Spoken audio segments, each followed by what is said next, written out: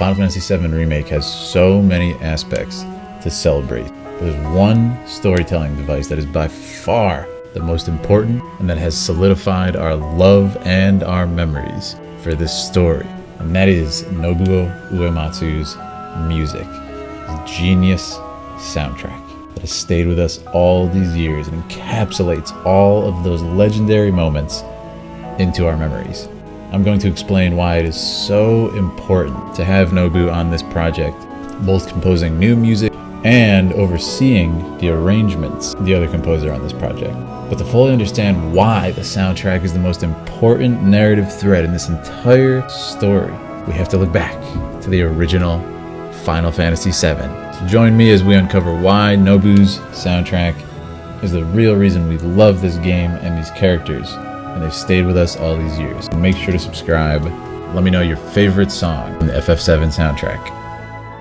When I picture Final Fantasy VII, I consider the countless accolades it has accumulated over the years. For me, one of the most important, one of the most impactful aspects of that lineage is, of course, the music. I mean, think about all those moments that were so completely painted and so beautifully rendered, and they came together so flawlessly, even without voice acting, in the absence of spoken word.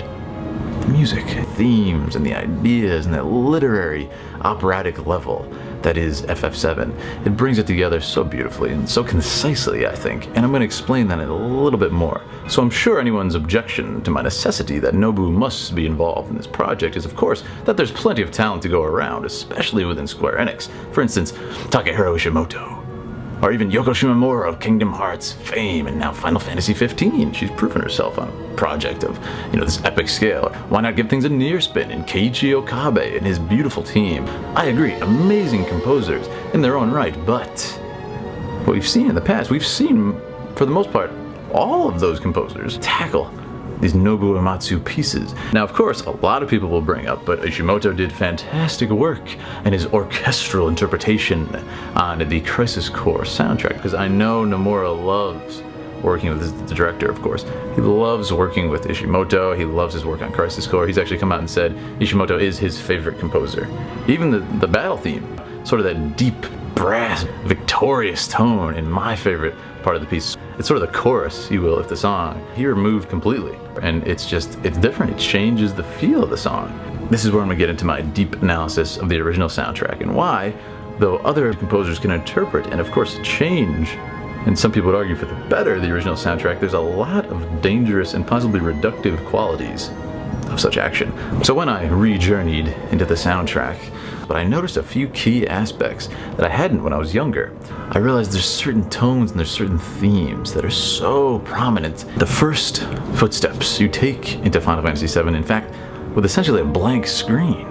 Again, in the absence of voice, in the absence of, photorealistic graphics. What do we have? We have these three tones. The glockenspiel and the bell, the marimba, these orchestral tuned percussion instruments, I discovered, play a deep-rooted, integral role in the soundtrack. They carry the themes and they keep branching out like the life stream. They keep coming back into the pieces. And I actually did my research. I started hearing this bell in so many different songs. But it's very beautiful and it's very subtle and it has almost this sad, mysterious feel to it, the way that he uses it in these pieces. Of course, we think of Sephiroth's theme, One Winged Angel, this bell, this tolling, just sort of the horrifying nature of Sephiroth. The timpani and the battle theme, which appears in the Genova Absolute theme and all these different things. It's so deep-rooted in the soundtrack, specifically the glockenspiel. I think it seriously appears in almost half the songs of the soundtrack, and it is absolutely intentional. Thematically, subliminally remind us of those undertones, of course. Anxious Heart, Tifa's theme, Lurking in the Shadows, Flowers Blooming in the Church, Who Are You, Dear to the Heart, In Search of the Black Cape Man, the theme of Genova, even Costa del Sol. And of course, down to the end of the game itself, and those three tones, of course, come back. In the ending, the last thing you hear is the three tones. Even in themes like Red the 13, you have sort of the hints of a Cosmo Canyon and, the drums and everything. And then at the end, it sort of comes in this mysterious flow of notes. And it sort of almost reminds you like there's something mysterious here. There's something off. Whether it's Shinra or Sephiroth or just the whole situation with the planet. You think back to listening and playing that game for the first time. most of those emotions that we felt were purely evoked from the presence of music.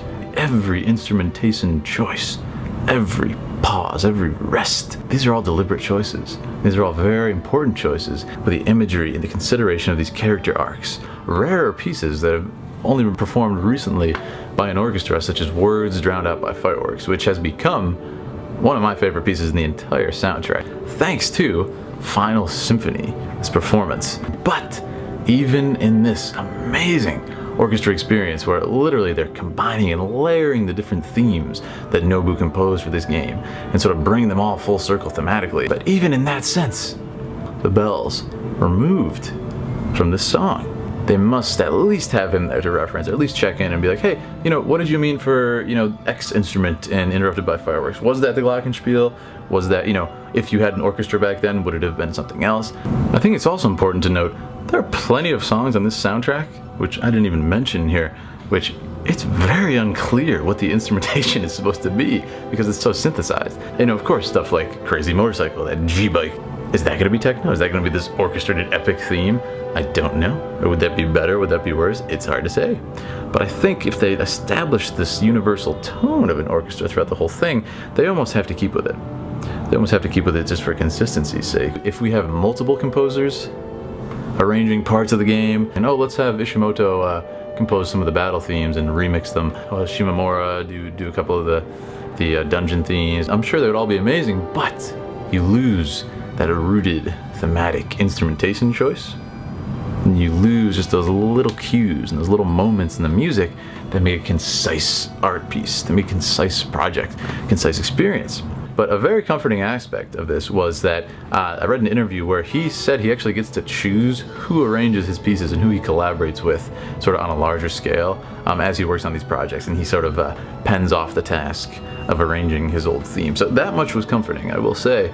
And while many people would argue that Shimomura is vastly more sophisticated in her composition, I think most people would argue that on a classical music level, right? Uematsu is just a lot more tender, there's a lot more pathos, there's a lot more just sort of that sentimentality in his music, which is just so memorable and is just so nostalgic. And he captures those feelings and those moments so beautifully without becoming overly complicated. And I think that's why we love his music to begin with, right? But by that same token, I think if Arnie Roth is involved, I was at Distant Worlds myself, and it was just an immense pleasure, guys. And I actually got to sit next to Nobu, which was really insane. Such a cool experience, such a cool moment. I've listened to these songs, in some cases, daily. And, it was just so breathtaking to hear them elevated to this new level. This new score, it literally was so moving, I was speechless. And it made me see all these songs in a new light. So what do I mean when I say elevating? Let me explain. They did a Genova complete orchestration, and it just has such an unbelievable power. Adding in instrumentation, adding in vocals, and all these magnificent additions, while retaining the exact feel of the original. That's the level of expertise, that velocity, that power, that depth of the performance. That's the touch that we need on this soundtrack. It's maintaining that feel, those emotions that were depicted so cleanly, so beautifully.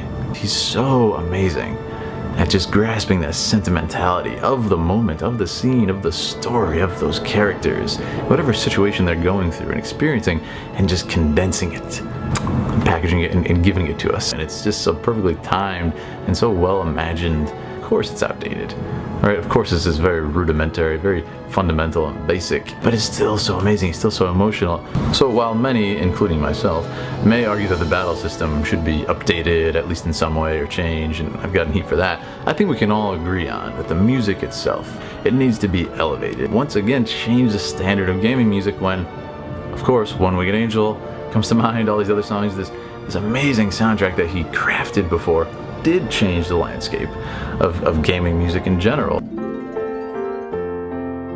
So I hope you've enjoyed this look back to the original game and looking forward to the Final Fantasy VII Remake. Really unpacking why the music is so important to us and why it really is what sold this narrative with such rudimentary graphics back then. I do truly believe we are going to feel the full power of this music, this composition, and we can see these characters fully realized, human features, emotive faces, motion capture, amazing lighting and rendering, all this technology, incredible mise en scène, things that we could not achieve in 1997. Because of the rudimentary graphics, the absence of facial expression, the absence of dynamic camera angles, lighting, and even vaguely human features, because of these Lego-esque characters, he was able to deliver these emotions, these feelings that the characters were experiencing solely through music. And that to me is the true reason that the soundtrack is what sold all of these legendary moments. Make sure to subscribe. I'll be playing the Final Fantasy VII Remake on this channel and of course over on Twitch. Let me know your favorite song by Nobu in the comments. Absolute legend and hero of mine. Again, such a pleasure to sit next to him during the Distant Worlds concert. And then I actually met him a second time at a different concert, which was fantastic. We got to talk for a bit. Fully recommend going to the concert series. And I'm very excited because I have 2 tickets to the Final Fantasy VII Remake concert series for this fall. I'll make sure to report on that when I go and let you guys know about that experience, of course. So make sure to subscribe and check out my main channel where we have over 100,000 subscribers. I'll see you around town.